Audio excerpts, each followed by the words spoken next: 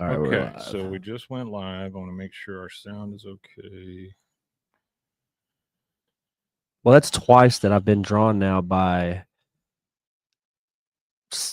big animators because F drew me too for the logo and stuff. For I might I might have to start commissioning self portraits from different artists, or Man, just collect like them. I like it better this way though, because Yeah, I do like too. it just comes Yeah, along naturally. it is, and this is a treat, really, because this was like something that he It's just gave out of the to blue us. too. Well, he gave it to us out of love. It's like a you know, like a friendship extending, extending something to us. Yeah, we're good there. He has faith in what we're doing, and he appreciates what we're doing. So Yeah, I think it's very pretty cool. awesome. Very There's a cool. ton of comments too that we've been getting from RDP 16 Rules. I went to high school with this guy. Oh, really? Huge. Well, hang on before you tell me. Media We'll fanatic. talk about it. Yeah, okay? yeah, we'll talk about it. Give me 1 second. Here we go.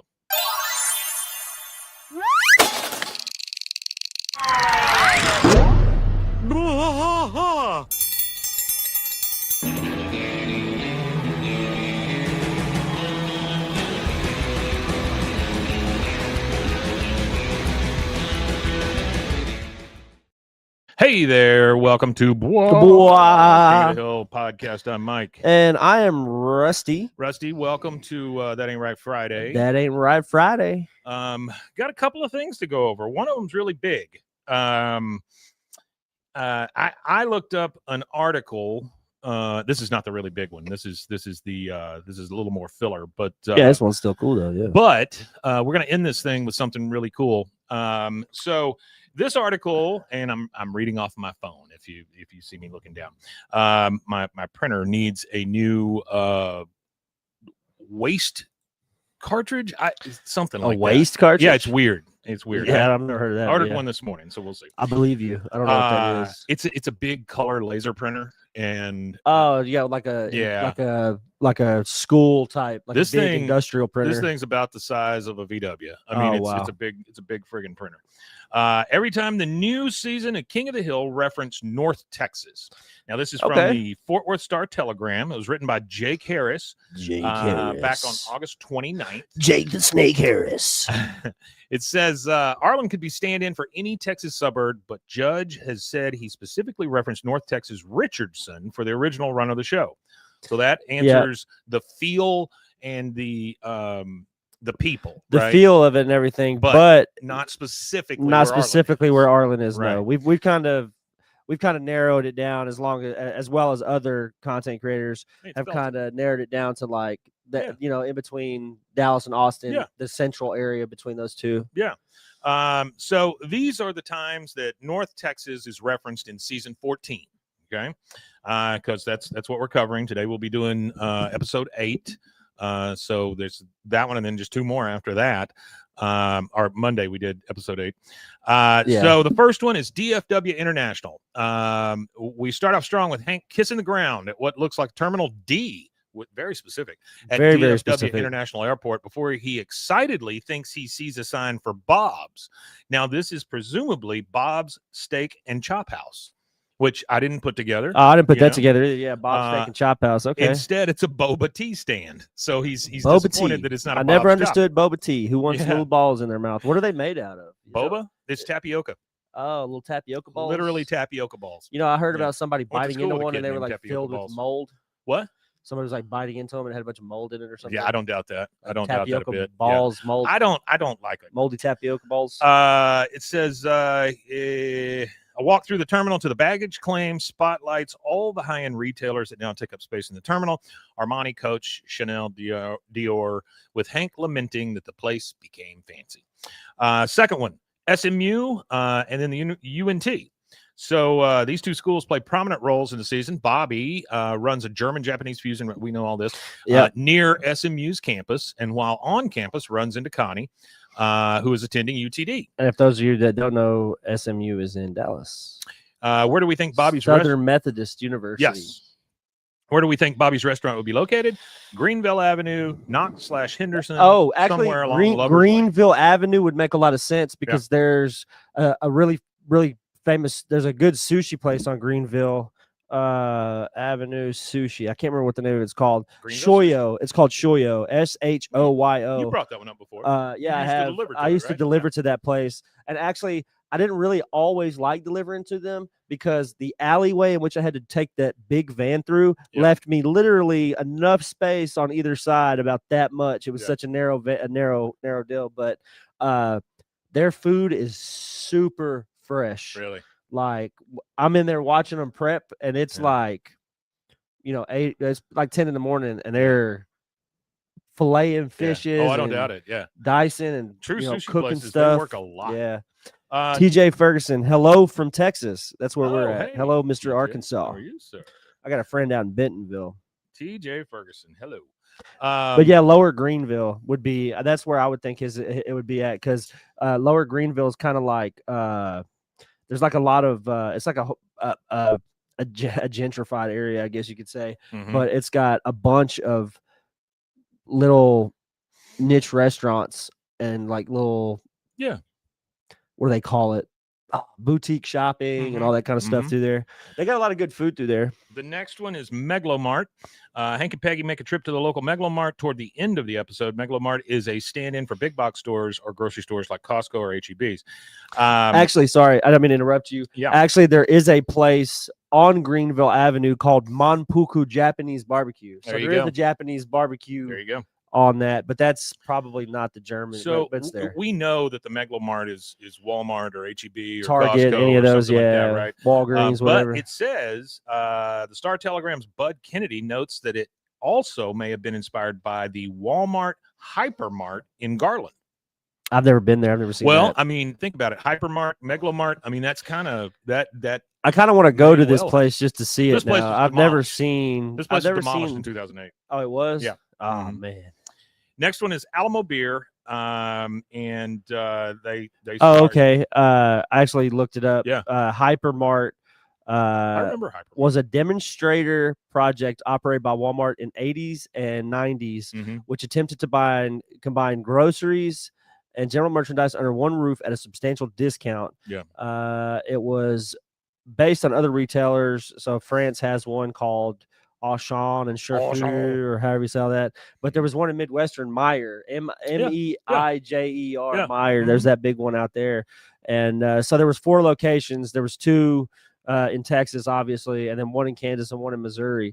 I've never heard of that before. And whenever I'm watching games in other cities, other than San Antonio, their Myers comes up a lot. Oh, so Myers, that's the beginning Publix. of the Walmart supercenters. Say it again. That's the beginning of the. I don't doubt that. The Hypermart are now all the Walmart supercenters. Yeah. Okay, so they trial ran the Walmart as we know it now. So what did Walmart look like before it looks now? Then was it just groceries? It was no. It was just goods. Oh, just like general merchandise. No groceries. Oh, okay. So it was the other side of things. Some of the original Walmarts, like in Bentonville, Arkansas. Yeah. And TJ, you may know about this, but some of those were basically like Kmart's, Oh, okay. Yeah. Like 5 and dime stores. Yeah. Kind of thing. 5 and dime. Yeah. So I'm going to Bentonville in the spring, and I'm going to go see all the Walmart historical stuff. I asked my buddy that lives up there what other grocery stores are available in that area, and he says Walmart. There's like 9 Walmarts. Yeah, I don't doubt that. And he said there is no. I mean, that's where they're at. He said there's no grocery store. And I told you about the office in Bentonville, right? No. So if you do business as far as like selling products to Walmart for them to sell in their stores, you must maintain an office in Bentonville. So there's just a ton of. So it's probably all PO boxes and things like that. Yeah. But yeah, you have to have a maintain something. Isn't that crazy? That is crazy. Yeah. That means that must be like. I don't know of any other place that requires you to do that. It must be. It must have. That must be. They say the richest zip code is in Beverly Hills or whatever, but that's got to be the richest zip code then, Bentonville. It's got to be. I mean, that's a huge deal. If you got to think of everybody that does business. Taylor Swift does business with Walmart, so it has to maintain a PO box, or the company that makes the Taylor whatever Swift the company, stuff, whatever it is, it's probably her company still too, though. That's crazy. The next one was Alamo Beer. We all know about that. Then Dealey Plaza and the Kennedy assassination. While Bobby and Joseph are driving the beer story, Bobby comments on the stench of Joseph's laundry bags. Joseph tells him he's bringing dirt back for his dad.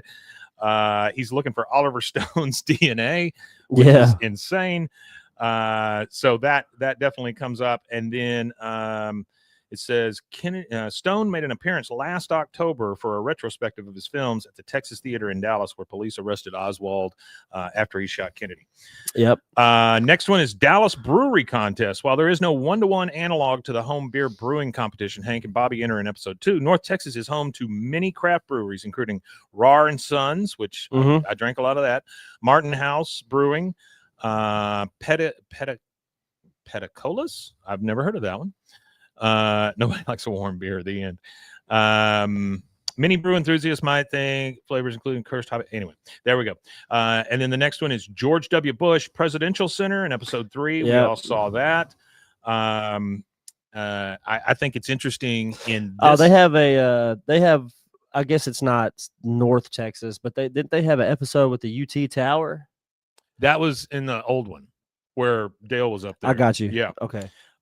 Then this one kind of surprised me. Oh, these are all mentions in the new one. Yes, I got you. Yeah. I was confused for a second. Yeah. This is How Do I Live? It says in episode 4, Chore Money, Chore Problems, Bobby and Old Flame current crush Connie perform a karaoke duet of their song How Do I Live? This 1997 song was originally written by Diane Warren and originally performed by Leanne Rimes, who is from Garland.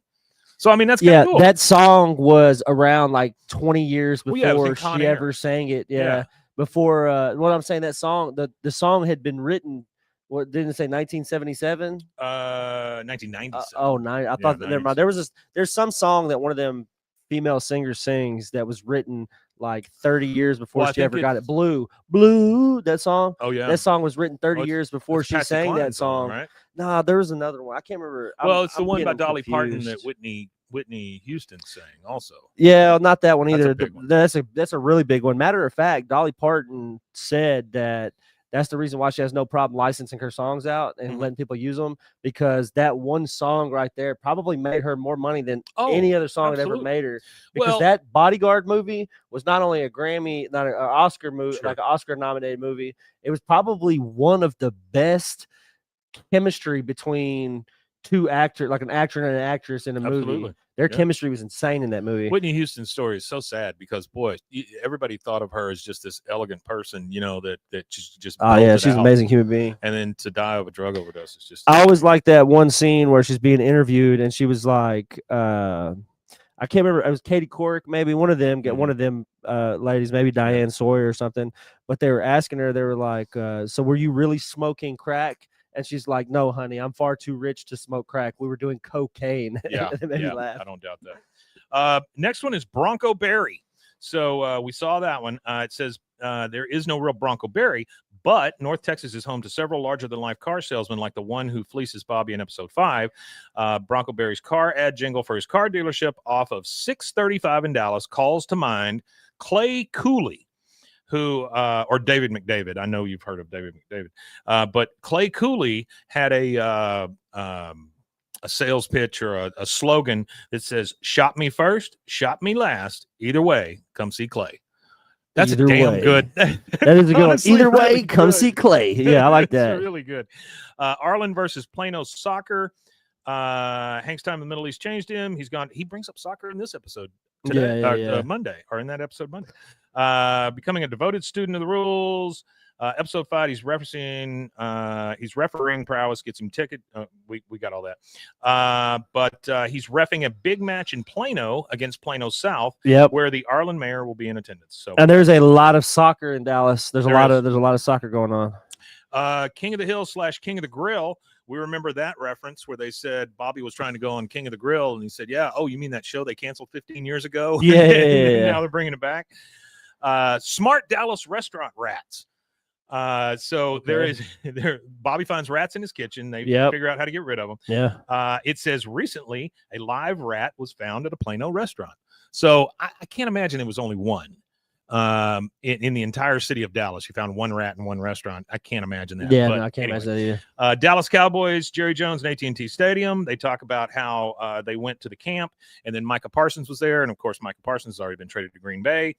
They talked about Tony Romo. They've talked about a lot of stuff. That's definitely Fort Worth Bedbugs. B plot of episode 7 has Peggy setting up a little library.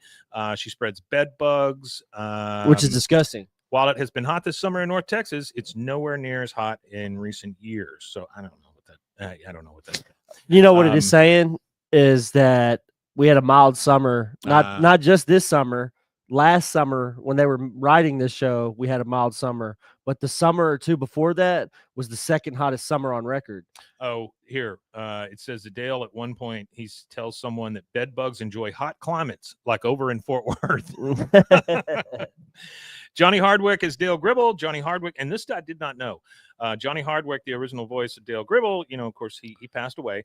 It said he's credited in episodes 1, 2, 3, 5, 6, and 7. Okay. So when we hear Dale today, or in the it'll be I'm bad at this. The Johnny episode Hardwick. on Monday, it was the new voice.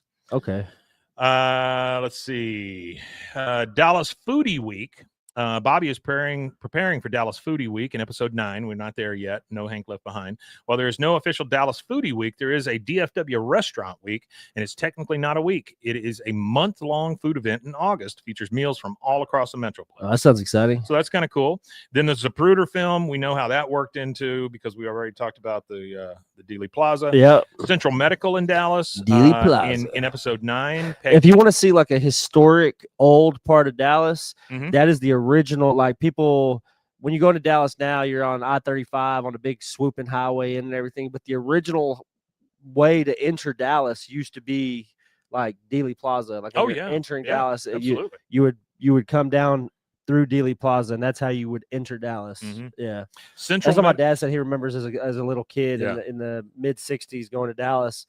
And whenever you're entering Dallas, he said that's where you would come. You would come up. The highway would kind of like swoop up through up to where Commerce is, whatever the highway was there. Yeah. But he said that with the new system, the way it is, it doesn't even look anything like it looked in the 60s. So Central Medical in Dallas in episode 9, which we're not there yet. Peggy tweaks her knee. She ends up at Central Medical. There is actually a Central Medical Center with locations in Dallas and Irving. Which a lot of that stuff is over there off of Harry Hines. And if you know anything about Harry Hines is the Stroll.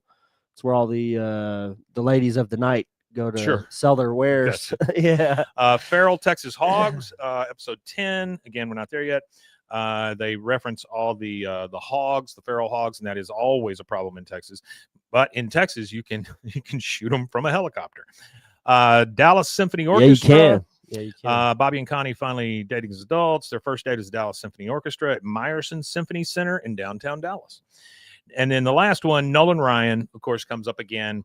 Nolan Ryan being he owns the Texas Rangers AAA affiliate, Round Rock Express. So I just thought that was kind of cool how he worked in some actual references of North Texas. Yeah, that is kind of cool.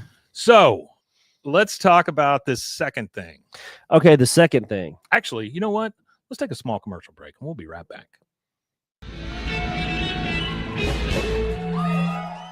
OsleyMD.com. I've always had thin hair my whole life. It breaks off at a certain length. In the last 6 months, I've noticed it just really bad. I mean, you could totally see it. I wear a hat a lot. I tried several different products. My experience with the OsleyMD hair regrowth kit was amazing.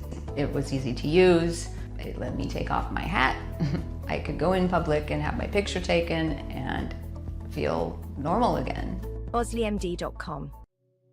Farmhounds offers natural treats and chews made with quality products that support family farms, regenerative agriculture, and humane farming practices. Give your dog the best with wholesome, organic ingredients that promote health and happiness. Shop now at farmhounds.com. Introducing Muck-Off's classic pink bike cleaner, powered by revolutionary nanotechnology that breaks down dirt and grime on a microscopic level while protecting your bike's delicate finish. Developed by our mad developer Alex and tested by riders, our products are made by riders for riders.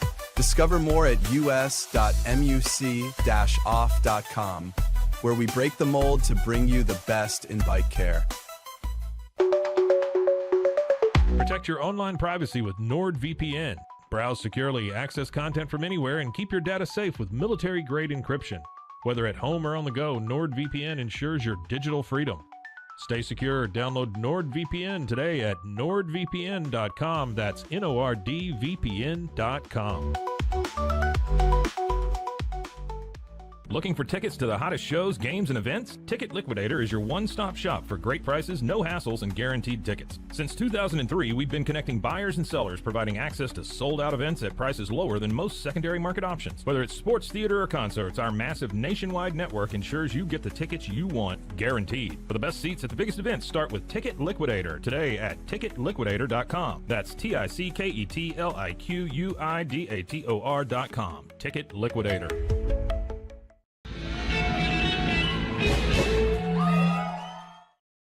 Okay, and we're back. And we're back. I want to kind of turn this one over to Rusty because he did the hard work to get this. So, Rusty, take it away. Yeah. So over the weekend, we received a cool email. So we have been corresponding with an artist that was a part of the show. Mm-hmm. His name is Gary Yap. Yep. Hello, Gary. Hold on, sorry. Yeah, he sent me an email and he wanted me to read it on air. Yeah. I was trying to send an email back to him. I forgot to send it. I had typed it out. I just wanted to make sure I sent it. But yeah, he sent me an email, and the email is what he wants me to read. So that's what I'm going to do next. Is I'm going to read the email, and then we want to show you something cool.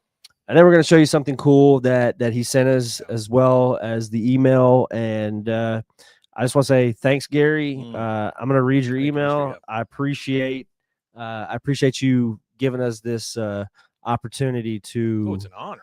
Let the world know about these things. Absolutely. So here we go. Dear Mike and Rusty, first, thank you. Hey, that's us. That is us. Last time I checked, let me pinch. Okay, here we go. I'm still me.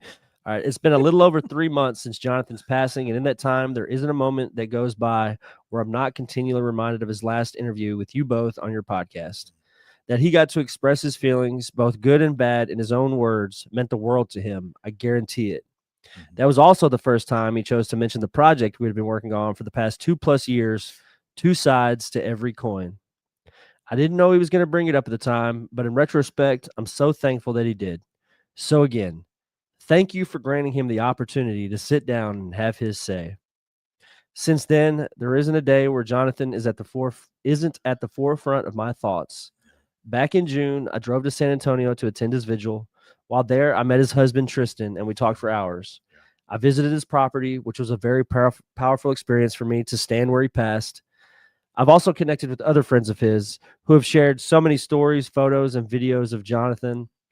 I've read and reread over 90+ pages of rough outlines, ideas, sequences, characters, reference photos, and notes between him and I regarding two sides to every coin. And to top it all off, I finally watched Lonesome Dove. Man, Jonathan would go on and on about Lonesome Dove. By the way, it's an absolutely incredible series, as I'm sure you know. Mm-hmm. Now that I've had a few different media outlets reach out to me, it's probably time for me to say something official. Where better to say it than on the very show it was announced on in the first place? Holy crap. If you would allow, I'd love to officially confirm that I am now actively working on Jonathan Joss's two sides to every coin. Wow. I'm close to having the first book roughed out and will be inking it soon. Hair all in my mouth. As I do so, I'll be posting process videos on my YouTube channel. Yeah. His YouTube channel is youtube.com/ArtOverLifeStudios. You can type in Gary Yap, and I'm sure that would also bring results as well. But it's Art Over Life Studios. I'll be posting process videos as I normally do with my projects. For those who want to see it unfold in real time, the first video should be up sometime in October. I would love to go into detail about how this project originated, developed, and what it's about, but I'm going to hold off on that for a moment. I promise you both that when I'm ready to share everything, I would be honored to do it on your program first and foremost. Between that and working on King of the Hill, ours, man. Yeah, I love it. Between that and working on King of the Hill for the first 8 years, from my beginnings as an Emmy-nominated storyboard artist, aisle 8A, to an animator, to an assistant director, to the retakes director, to the character layout supervisor. It'll be an epic interview, and I won't disappoint you. Along with my thank you, please accept this gift/bribe from me, a customized King of the Hill piece featuring the both of you guys relaxing in the alleyway, both of you with the guys relaxing in the alleyway and drinking an Alamo. I made it myself, so you can brag about having it created by King of the Hill OG. Oh, great. Yeah, I did. I promise you, I done shown it to about 15 people, like saying, hey, this guy worked on King of the Hill for like 8 years. Yeah. Look at this. This is me, and he drew it. Here we go, guys. Look at that. Look that how is fantastic the picture. That is, man. It is so good. Yeah, TJ, 15 has been greenlit. Greenlit. Season 15 has been greenlit. It is such an honor to get something like this. Blew me the hell away yesterday. I was like, holy crap. Yesterday was a big day for me for some reason. And I don't know why, but this was definitely the capper. I loved it. This is huge. Yeah, I loved it. It really thank you, Mr. Yeah. It really is surreal to be a part of this universe of King of the Hill stuff, and to have a personalized photograph of yourself drawn. That's the second picture I've now got of an animator drawing me that I've gotten to work with. So the final piece attached is high res, so you can print it out, blow it up, whatever. We'll be making some posters. Yeah, he said, have fun with it, and please let me know if any tweaks or changes are needed. I can make them for you, no problem. No, it's perfect as is. You don't have to change a thing, man. No, it's perfect as is. Yeah, like that. Like I wouldn't even know what to change. If you guys just listen to us, please head over to YouTube real quick and go check that picture check out out. That picture. It was pretty awesome. It's just so great. It's you talk about an honor. Holy crap. Yeah, to be drawn by a guy who worked on the show for almost a decade. It's pretty crazy. And then he included a video as well, right? That's also on his YouTube, but it's a making of video where he captured himself drawing. And I would assume it's kind of a ramp up for what he's going to do with Jonathan Joss's absolutely stuff, you know? Absolutely. So we'll try to tack that on at the end here, where you guys can kind of watch that process video. I'll tell you it's about 27 minutes, so hang around if you want to. Mr. Yap, we are super honored. Thank you so much. Thank you for just staying in contact. You didn't have to do that. And there's still more to the. It's a big deal. Oh yeah, go ahead. Yeah, there's go still ahead. more. Oh, I'm sorry. No, you're good. It's almost finished. It's fine. What did he say? The final piece attached. Here's a sweet side note.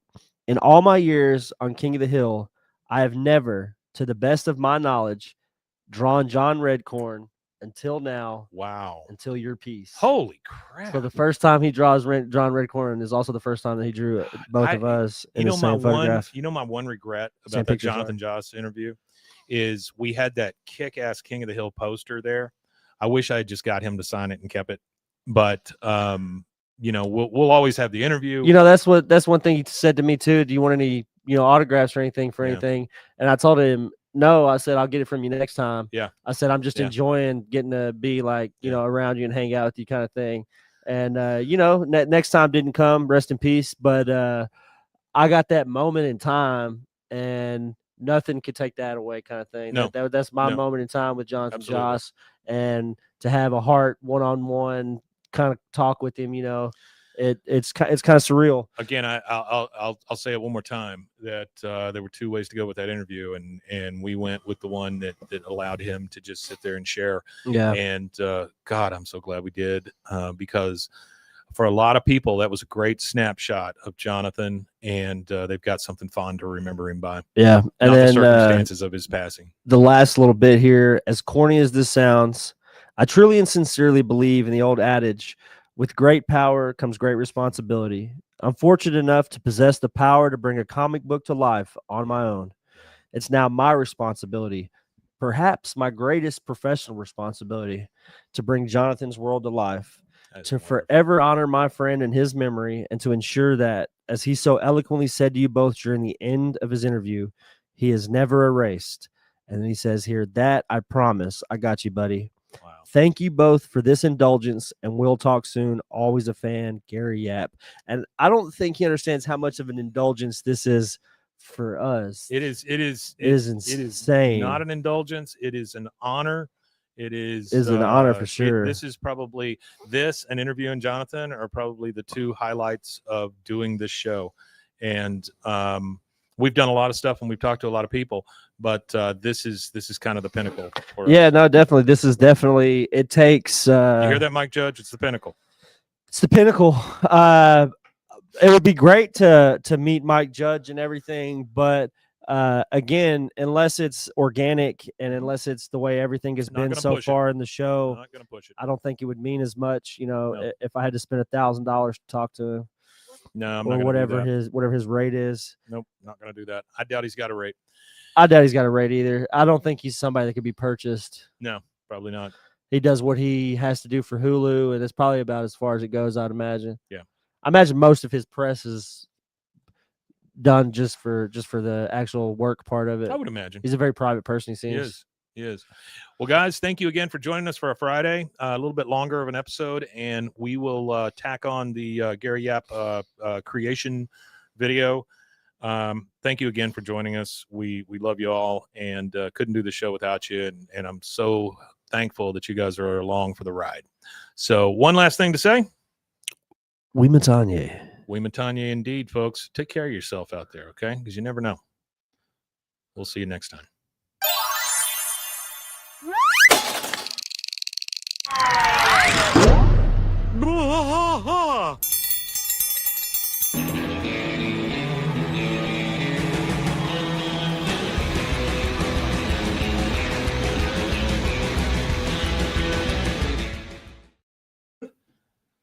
All right, guys. We're gonna do the actual Monday one now.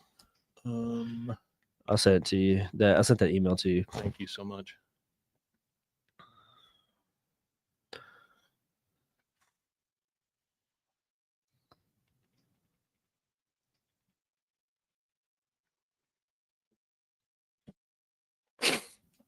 Yeah, it was awesome. Who knew, huh? That would mean so much. Yeah, I mean, that's crazy. It's fantastic.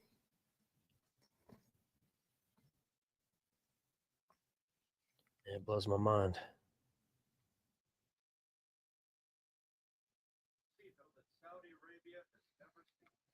This is kind of what we talked about, though, when we first started this show, being able to kind of make a difference in this space. And, yeah, we wanted to really be amazing. in it. Yeah, like that. Pretty amazing that it actually. That those girls started up their podcast again, and they had some good interviews. They had Wes Archer. They had they had Wes Archer, and they had Kathy Najimy and stuff like that. But I don't know. I feel like ours is like what we've experienced. I feel is a lot more than that. You know what I mean? We've been at it a lot longer too. I mean, I'd love to. I'm not forsaking their podcast because their shit is massively popular. Yeah, but they do really well. But I don't know. I think we're coming up on something. All right, let's start this one. This is our Monday episode.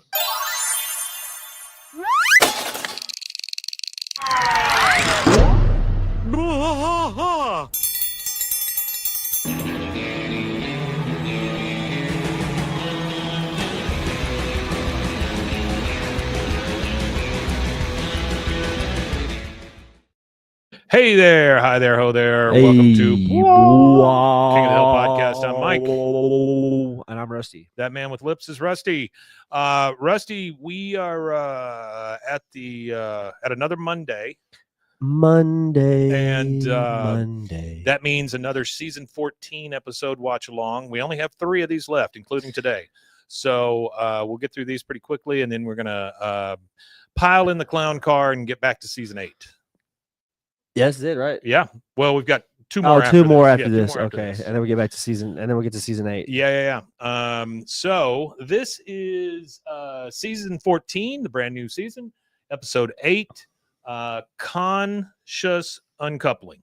Couple things in this episode that stand out for me, but I'll just kind of pause and talk about them as they come up. Okay. If you want to watch along with us, we are currently at the Hulu Presents screen, so you'll be able to kind of hear it in the background. We just don't want to get copyrighted. So,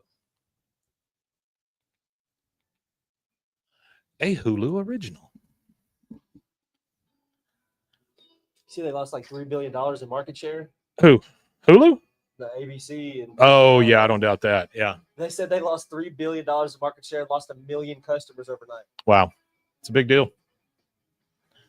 Jimmy Kimmel was super popular. Well, that's what they said, that he was. Mm-hmm. They said his ratings were falling off, and everybody in TV's ratings were falling off. Well, watching something else. Every late He night still certainly had the #1 numbers in late night. Yeah. Okay, so we're starting at the bowling alley with Dale's truck outside and Hank's truck outside.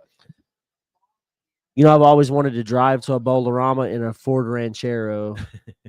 This has to be the closest to Dale's original voice that as I've you heard can get. this Yeah, entire time. actually, I can't remember his name offhand, and I feel bad because he emails us. Actually, that guy had probably the best. Oh, Dale yeah, Gribble. the one that did the ads for us? Yeah, I feel bad for not remembering his name off the top of my head. Sean, maybe, I don't know. Either way, that guy, he had an amazing voice.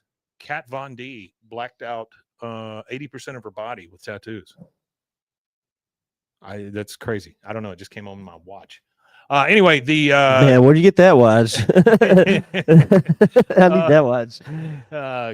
So we're bowling. Is that one of those World Star hip hop watches or whatever? That's right. I got it from a man on the street. Actually, there was a World Star fight going on. It flew off somebody's wrist. Yeah, Sean is his name. I was right. Okay.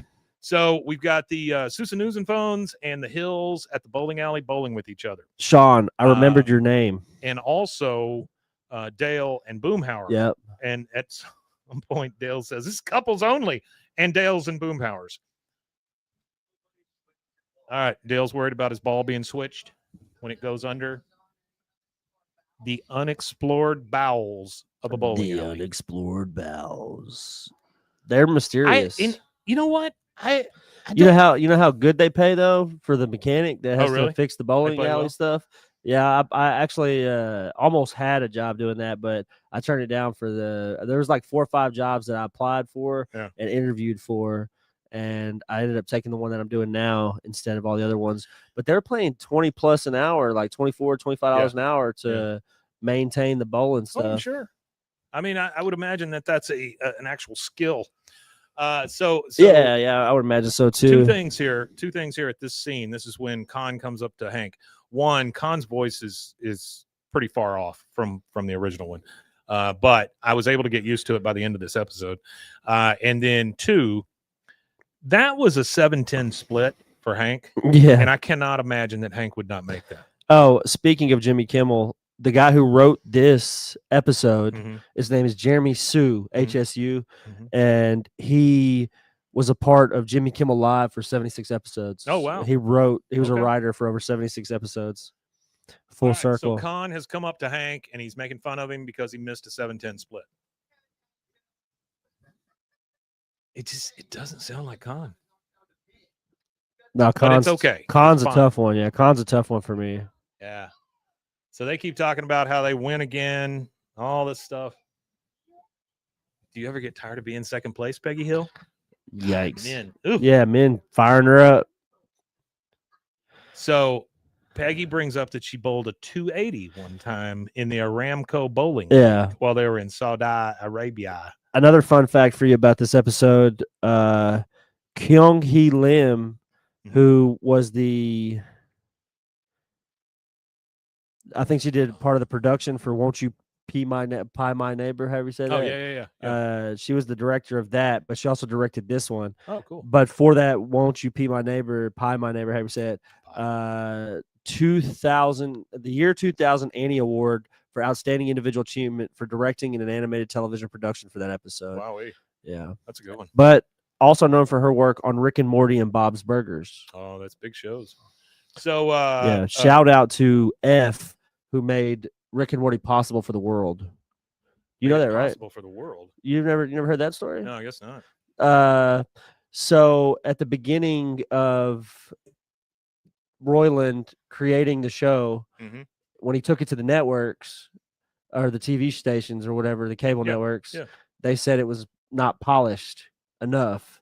Oh, wow. So F, for the last, X amount of time of his career, I don't know exactly how much, he's been polishing pilots for shows that TV shows that networks want, but they're just not quite there. Gotcha.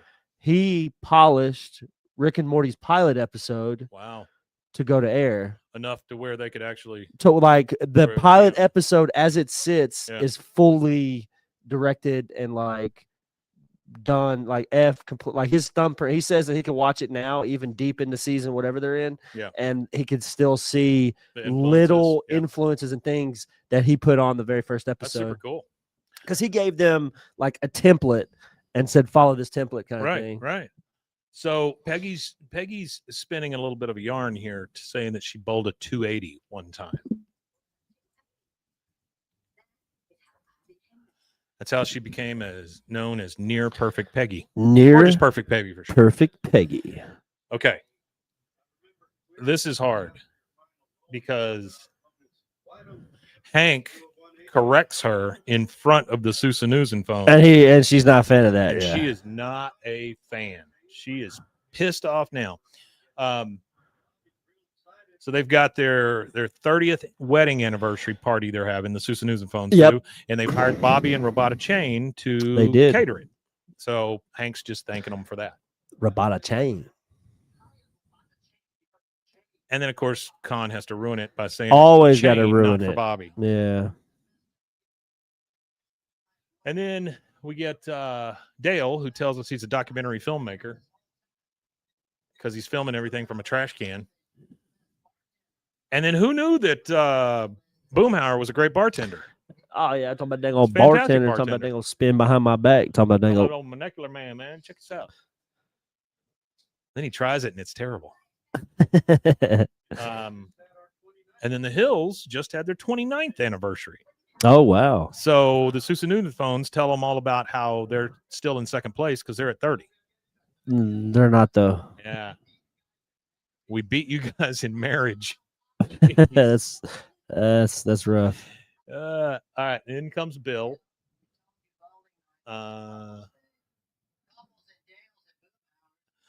We told you bowling night was a couples things. Couples and Bills. I mean, couples and Dales and Boomhauers. Yeah. And Bill says, "Can a guy eat at his favorite restaurant?" Bowling alley is his favorite restaurant. And it would be. Tony to give him the usual, and it's just mozzarella sticks. Hey, mozzarella sticks are good though. And then they talk about how they don't want Bill invited to their party, which sucks, man.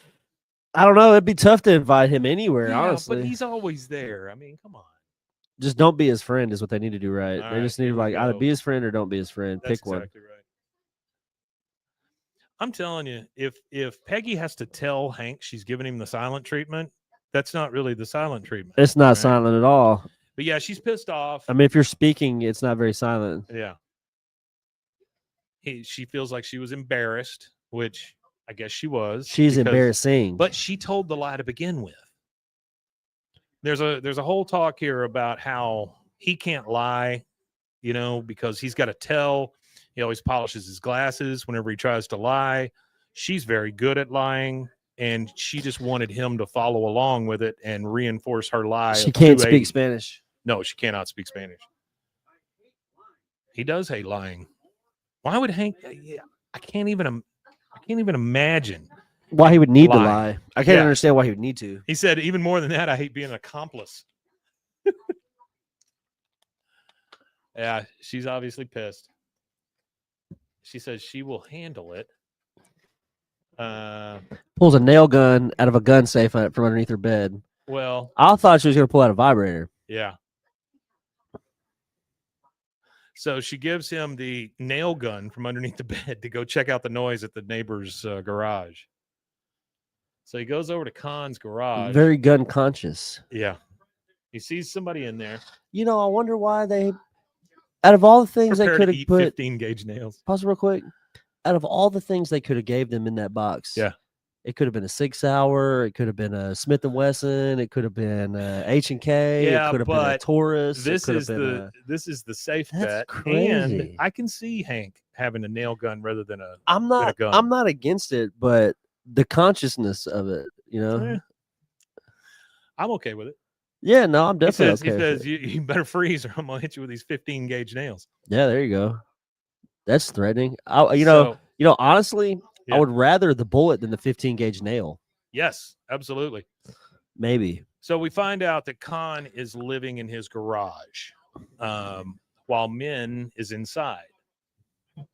My favorite part of this is at the end when the lizards come in. Yeah. He finally breaks down and tells Hank that, they've been divorced. They've been divorced for 2 years, and he's been living in that damn garage. That's 2 wild. years. 2 years in a garage. Yeah. Imagine the smell. I like it's the great scene here where they're talking about it. And then Hank asks if Connie knows, right?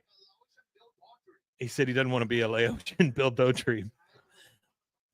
And they certainly don't want to look like that in the eyes of the Wasana songs.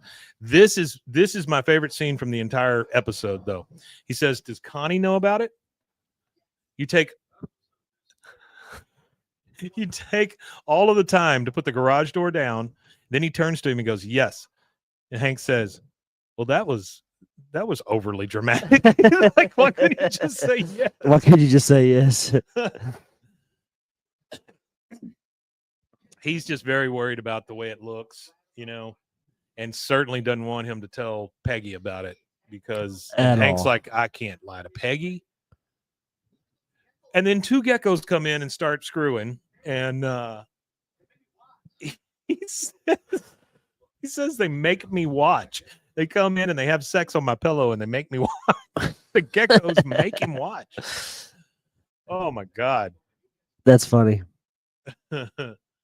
He says, I promise to return the favor when you get divorced. And that does make Hank think Yeah. that he does need to support Peggy in this. Well, he definitely needs to support Peggy. And so he has to lie to her and says he was working on an upholstery rip or something in his garage. And Peggy knows he's lying. Yeah, she definitely knows he's lying. Because Hank is not good at it. Bobby and Connie at Robata Chain, and Bobby's going over the menu for the 30th anniversary. Yeah. And he talks about putting pearls on top of oysters. And my favorite thing is pearls are the the jewel or whatever of the 30th anniversary. And then he goes, pearls. And oysters are in season, using like these celebratory hands because they're in season. Spirit fingers. Yeah, there you go. That's what I was looking for. A little spirit finger.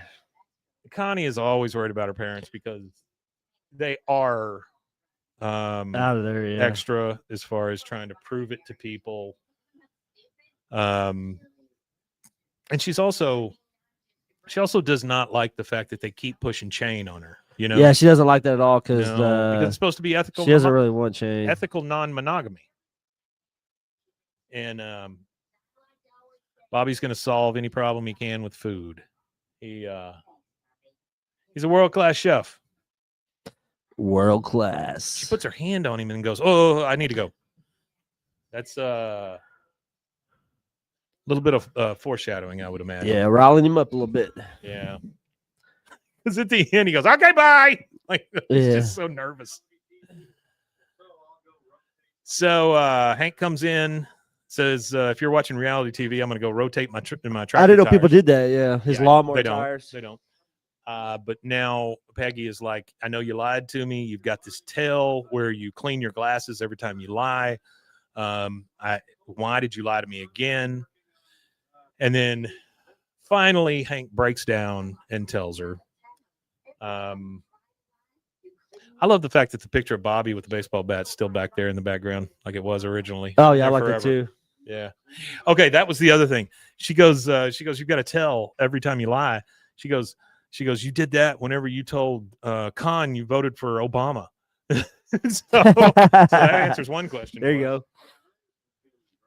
My eyes were feeling dry. So now he has to explain to Peggy why he had to lie to her, and this was mostly because he swore to Khan that he would. He swore to secrecy, not say anything. Finally, she breaks. He's a secret keeper. Yeah, and oh my God, Peggy is like, "What? Oh my God, we win! We win! We win!" The amount of gamesmanship on something like this is just ridiculous. I don't understand. Oh, it is. Her. You're going to want to throw it in their faces, he says. So he's convincing Peggy that she needs to keep it secret as well. Yep, trying to. Especially at the anniversary party. Sorry about that, Melvin. Wasn't to lie. Melvin's watching. He said, as I joined the live feed, the first word we heard was sex. He had to walk out of the room as he was sitting with. That's your buddy, Melvin, it's right? Not sex, man. We were talking about the geckos. Sex, drugs, and rock and roll. Yeah. Carry on my wayward son. So now they've got a competition as to which one of them lies better. Yeah. At this 30th anniversary party. Which would probably. Oh my God! It's always going to be Peggy. Yeah. It's Peggy a wins. big party too. Oh, that's a massive party. I mean, like lots and lots of money, presents. Everybody's dressed up. You know the one thing that catches me on this though, the way Hank is dressed.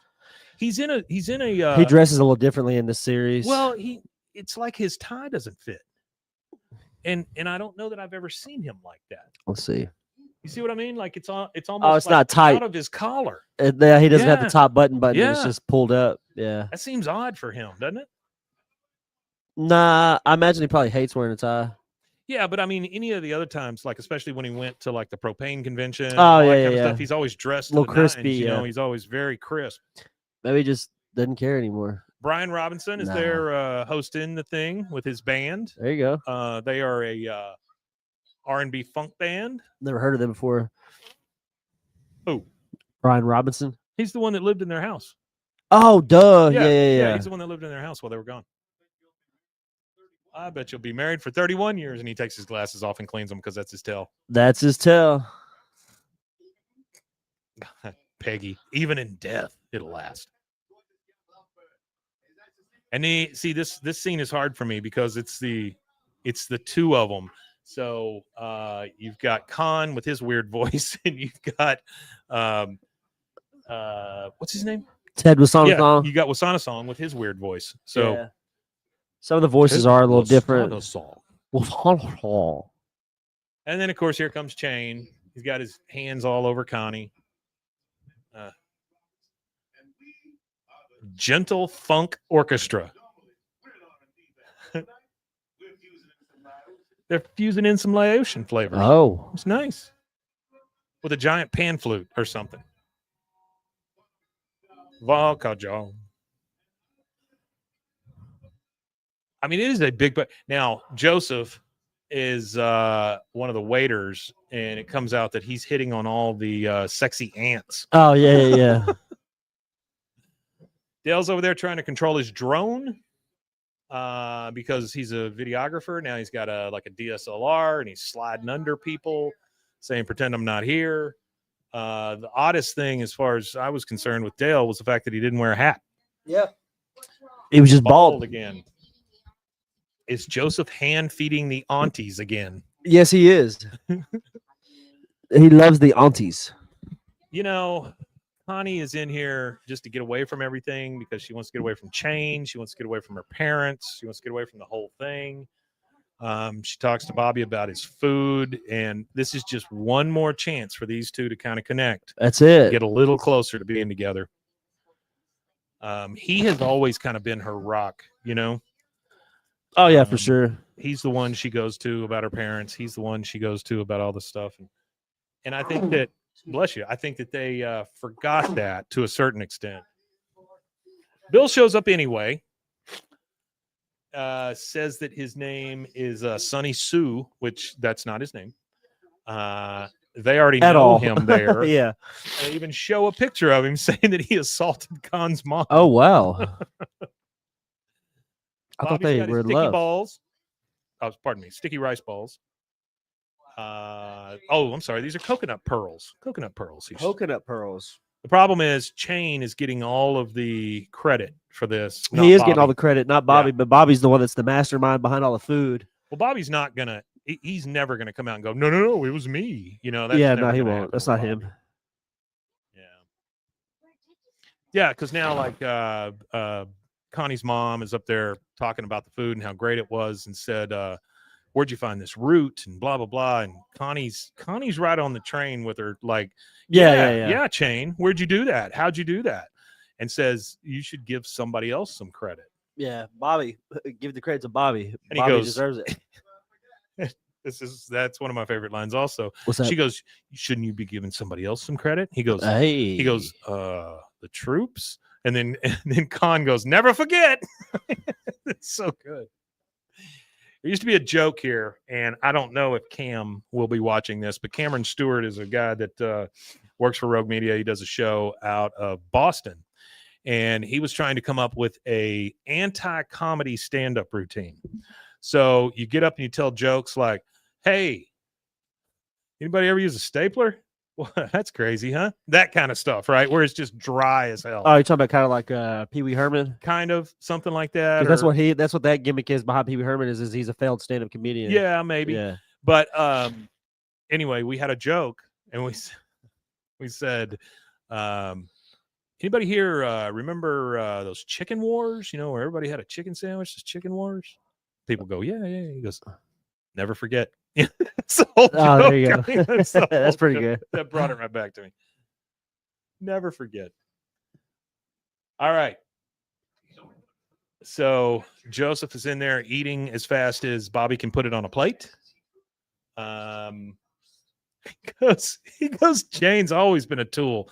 He took credit for drawing those cool S's when I was drawing them first, like the big S. Yeah, I know what you're talking about. Yeah. They said that everybody loves his food. You know, that's the one thing, man, with Bobby's stuff. Nobody has ever said, oh, I don't like this. No, nobody said even that. His dad. So, I mean, that's a huge They like deal. his food. He's an amazing chef. He just keeps calling him a D-bag. Chef Bobby.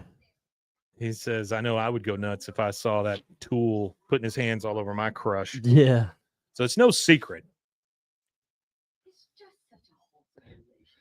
Yeah, the two families love each other because they want to be important, basically. Yeah, that's all what it it is. all boils down to. Keeping up with the Jones. And then she talks about how Connie had dated a bunch of duds before, and Peggy walks up and she's like, my Bobby is no dud. Yeah, Bobby's not a dud. No. Bobby and her had a good relationship. He says he was a chubby stepping stone. And so Peggy overhears this, and that's the one thing you don't do. You don't mess with any of their family. No, you with don't her, at all. with Hank, or with Bobby. Yeah, definitely not. Hank comes over and grabs her just to get her out of being pissed off and wants to take her out to dance. So they go out and start dancing, which is crazy to me to see Hank dancing. I mean, Hank is literally dancing here.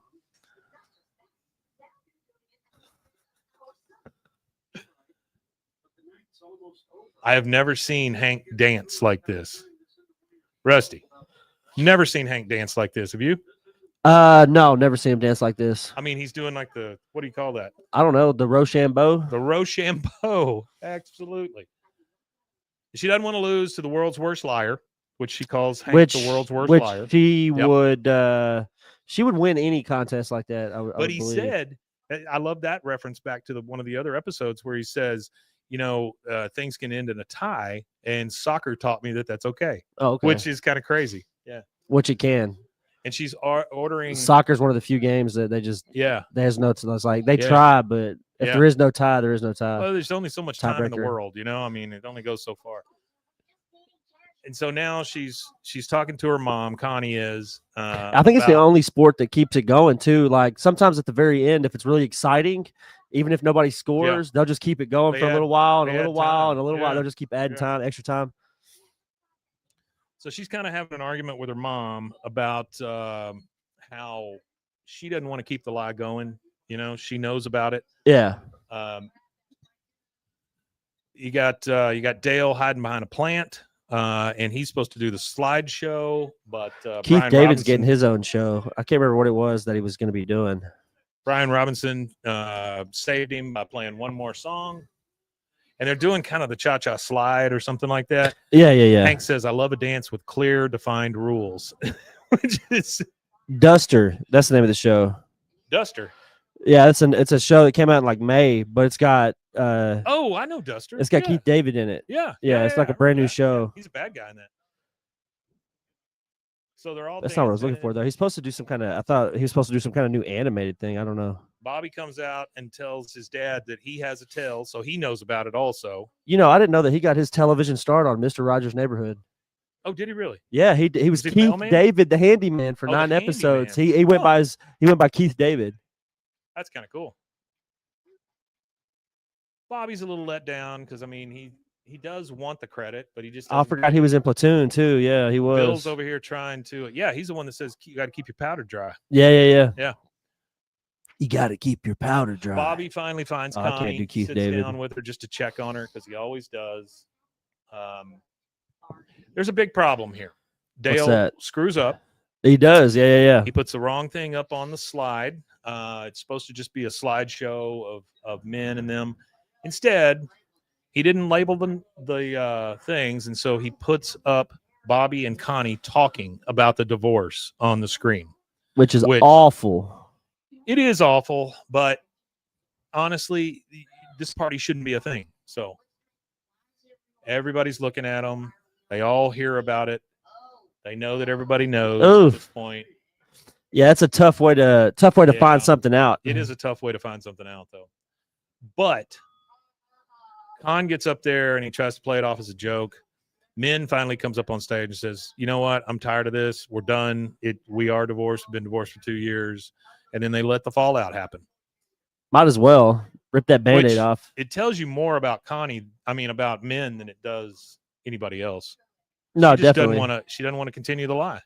Now she's and done. That's because Connie told her, "Why continue this? Why keep There's no doing point." This? Yeah, there is no point. Well, that's the thing is this is like the final charade. Yeah, because they played charades a lot. That's the last one, where after it happens, he looks at Peggy and goes, "Wah!" Like he just found out. You know? It's so good. Oh shoot, screwed up. Uh-oh. Hang on, guys. I screwed up. It should hit the resume. Yeah, it will. But I do love the fact that reasonable. You clicked on reasonable doubt. Oh no, there it is. Oh, there it is. Never mind. So Peggy's only happy because they've been married longer than the Susan Newsom-phones. Yeah. That's the only thing she's happy about. She's so petty. And then he starts singing "End of the Road." End of the road. I think that's a great joke too. He goes, "But I still live in the garage." Not even the end of the driveway. They don't want him anymore because he sleeps with leftover paint and silverfish. Yep. That's a rough line. Rough call out on this guy. Here's Chain. Chain's ditching her. I think Connie is finally coming around to the fact that E&M might not be the way to go, especially with Chain. Stop forcing me to feel your feelings, Connie. God, what a dick. Whoa. He goes, "We can still meet up later to have sex. I'm willing to do that for you." God. Golly. What an asshole. And then who comes in to basically save the day but Bill? He finally comes in, starts taking food off the tables. But at least Khan has somebody to talk to. He says, "Well, at least the worst part's over." And Bill says, "Oh, no, it gets much worse." Only if your name's Bill. And then this is actually a pretty touching moment for Peggy, because she goes into the bathroom with Connie, and Connie's kind of washing her face off and just kind of getting herself together. Yeah, they're having heart to heart. And she talks to Peggy, and Peggy gives her some info that she really appreciates. And Connie's like, "When I was little, I always felt better after talking to you." And then, of course, that's sweet, yeah. Shitty Peggy comes out and says, "Well, would you say I'm a better mom than men?" That's awful, man. She is awful. What a turd. But she does say, "Connie, if marriage is for you, then one day you'll meet somebody great and it'll be wonderful." Yeah. I mean, it's really great advice. It's not bad advice. No, not at all. Honestly, there she goes. Would you say a better mom, asshole? Yeah. She says, "Leave me out of this." And then they kind of she wanders onto the golf course. And here comes old Bobby Hill. Yep. He's up there on the golf cart, and he's brought her some mango sticky rice because he's just checking on her, because that's what Bobby does. He's a good guy. He wants to be with her, but he's not pushing it with her. No, not at all. Until their relationship is more organic anyway. Until she says, I just broke up with Con. He goes, you did? Like, he's all excited. Yeah, sorry.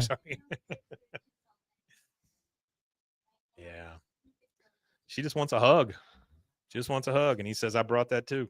Oh, that's kind of slick. Oh, it's great, man. We got slick Bobby but here. the thing about it, for Bobby was slick. Bobby, that's not even slickness. That's just Bobby. That's just Bobby. Yeah. Well, he's known. Last he's known two people on the dance floor, Hank and Peggy. She goes, I'm a musician. She said, I came in second. She goes, sorry, I was the third runner up. And Hank goes, no, she won the whole damn fifth thing. Yeah. Right? She goes, third runner up is fifth. Yeah. She goes, but I won the whole damn. Hank says, no, she won the whole damn thing. That's funny. He He goes, went along with one of she her goes- bullshit lies. She goes, you lied for me. He goes, yeah, I feel kind of dirty, but in a good way. And then they just dance it out, man. That's a good one. It's a very good episode. Now we get Con here. This is the last part. He's in the garage. He's really sad, looking at old pictures and things. And there are the guys. So you got Bill, Boomhauer, Dale, Yep. and Hank there for him. They brought him some Alamo. They say, I'm waiting for the Alamo to be on the shelf. Yeah. And they offer him, hey, you want to come drink with us? Con gets up and kind of looks at them and just shuts the garage door in their face. He still doesn't even want to drink with them.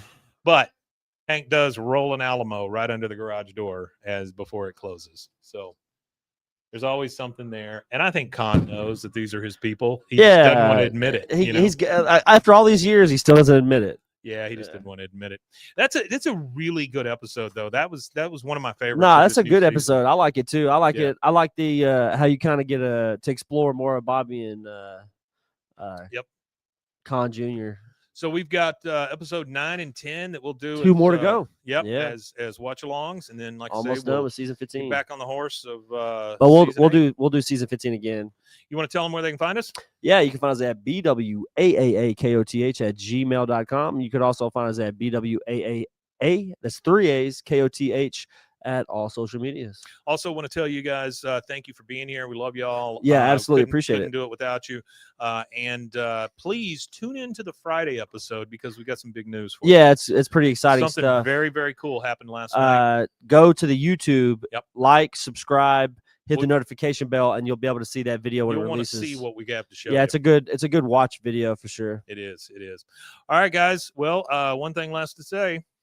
Oh, we Matanye. We Matanye indeed. We'll see you.